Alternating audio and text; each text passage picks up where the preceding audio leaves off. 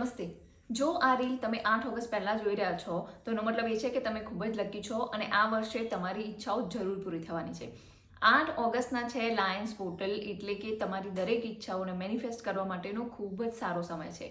આ દિવસે તમારે તમારી ઈચ્છા મેનિફેસ્ટ કરવા માટે અમુક રેમેડીઝ કરવાની છે, જે તમારે સવારે 8 વાગે કે રાત્રે 8 વાગે 8 વાગ્યાના ટાઈમ ઉપર કરશો તો આનો ખૂબ સારો બેનિફિટ મળશે। તમારી પહેલી રેમેડી એ છે કે કોઈ બી એક તમારી અધૂરી ઈચ્છા જો તમારે પૂરી કરવી હોય તો એના માટે એક વ્હાઇટ પેપર ઉપર તમારે એ ઈચ્છાને 8 વાર લખવાની છે।